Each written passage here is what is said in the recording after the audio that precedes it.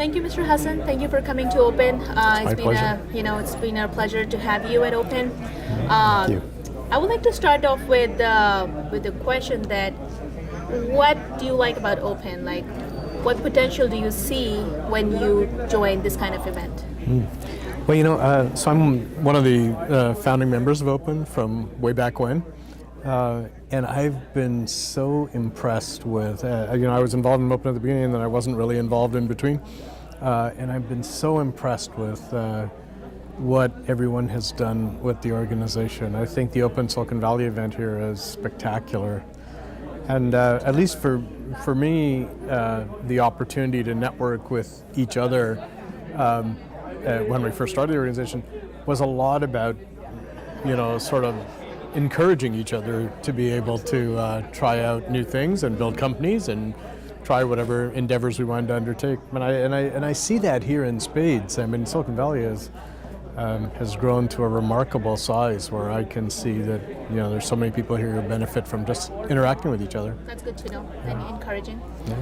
So tell us a little bit about your whole journey. That how have you started out with as far as I know, you started with the hardware industry and then you kind of like moved towards the software technology.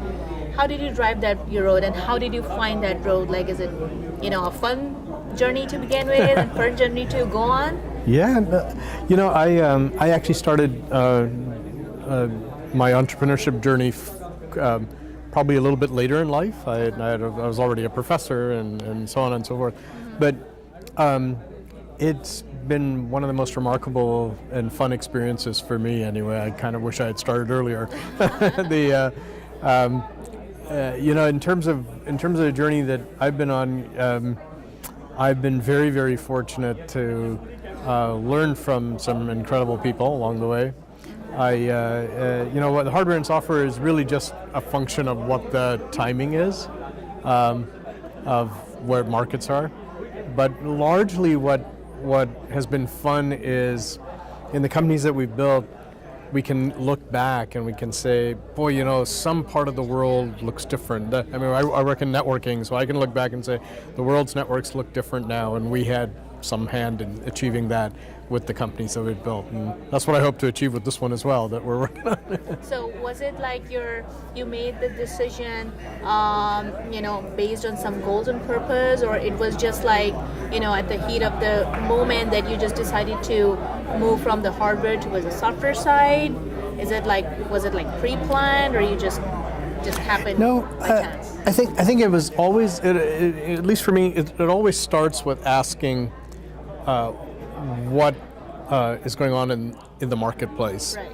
And the reason we're doing software in my current company is because we build mobile networks, and we were looking at how mobile networks were being built, and we began to realize that at the rate mobile was growing, that the current way of building networks was just not economical, and that was a hardware way of building networks.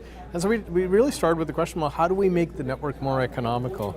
Right. And in asking ourselves that question, we landed on the idea of being able to transform all the functions into software, right. and that would change the economics of the network. And sure enough, it has. In fact, now it's become the primary trend in how networks get built, and the way 5G networks are going to be built going forward. So it's kind of cool. You start with an idea, and if it turns out to take hold and become an important part of the world. What's better than that? Yeah. Absolutely. So with that being said, would you like to just highlight some of the challenges? I'm sure that you must have gone through big challenges in your life, sure. In every aspect, it's been through.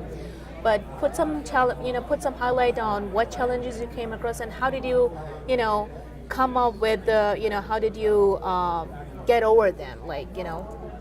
Sure. What was behind you? Any story about that? Yeah. Again, it's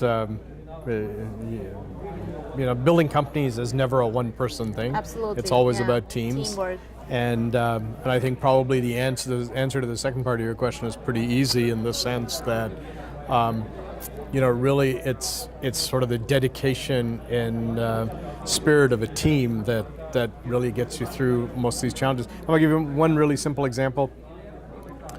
in my previous company, which became, it was a publicly held company. Yeah. Well, it was publicly held. It's on Nasdaq and so on. But in that company, we were doing voice over IP networks for large operators, and when what we refer to as telecom nuclear winter happened, it raised the question of whether even the very large suppliers would survive, let alone small suppliers like Sonus at the time. And but what we did was we developed a plan for how we were going to, who we were going to win and how we were going to win them. That you have to develop and share with your team. But if everybody's buys into it and participates in it, then you get everybody moving in the same direction. And that's the only way I think small companies can challenge very large incumbents, which is what happens in our business. Right. I see that you're Canadian-born. Yes. And then you have done your education in California. So like you moved here, and then now you've moved to the East Coast. Yeah. How did you like all that, moving here and there, and which part do you like the best? Like, you still miss Canada, or you still miss California? Well, actually, so I was born in Pakistan, in Lahore, and we moved to Canada when I was 4. And we lived, my father is a physicist, was doing research in various places, so we lived in Germany, and we lived in Pakistan, various places over the world. Okay. And that part has been great because you sort of become the citizen of the world, and it's really it's really fun, and you don't feel awkward anywhere in the world, really. Right. So that was a tremendous experience. Canada is where I grew up. The U.S. is home. I've lived in the U.S. longer than I've lived anywhere else in my life. I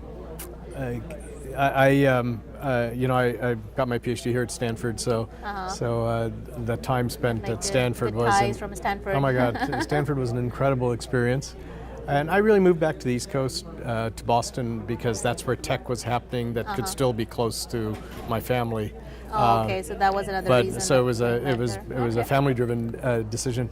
But I have to say I haven't been unhappy about any of the places I've had the good fortune to live in.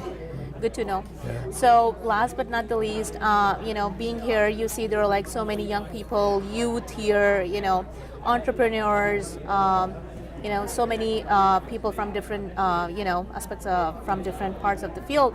What piece of advice you would like to give in general for the younger generation, the youth, to be able to succeed just like you? Yeah, I think the lessons that I've learned anyway is probably the two. There are lots of lessons, but the two that probably mean the most to me is I've seen many people try to start companies that would be really good at doing companies, but maybe we think too much about what we can build and not enough about why that matters. Why would someone want to pay for what we build? And so probably the most significant thing I've learned over the years is no matter what you do, you should have some sort of fundamental underpinning to the market that you think you're going after. And if you can do that and marry that with the technology that you can build, then you can have the makings of a very successful enterprise. That's probably the single biggest thing. I'd say the other thing that I've learned is, you have to start a company for the right reasons. I think, some people start companies just because they say, I want to start a company because I want to make a lot of money. Right. I think that's the wrong answer. You have to really be passionate about changing something. You have to love what you're doing, be passionate. And then financial success is just a byproduct of having built real value. It will come eventually. Yeah, that's right. That. And I love seeing the youth here at Open because they seem so much more in tune and so much more mature about how they think about starting companies than I remember I was, for example, when I tried to do one. Roaming here and there. No, they're so much better off. That was good advice. Thank you for that. Yeah. So now I'm just gonna, end up with some speed dating questions, if you don't mind. Yeah, sure. So, cricket or football? Oh, football. Oh, really? Yeah. Okay. Now, when I say football, I mean American football, of course. Nice. So. Pepsi or Coke? Oh, Pepsi. No questions. Burger or biryani? I'm sorry? Burger or biryani? Oh, totally burger. Burger? Oh. I grew up on burgers. All right. So for you, I'm just going to ask Lahore or Boston?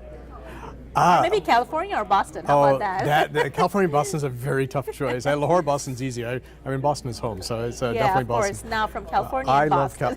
honestly, I love California, and I keep trying to push my kids to come out this way, so I'll have an excuse to move. Do you watch Game of Thrones? No, I don't. Okay. Yeah, but Okay, then it's probably not for you. okay. Thank you so much, Mr. Hassan, for interviewing. It's my pleasure. The interview was really a pleasure to meet you. Thank you. so It's much. likewise. Thank you for you.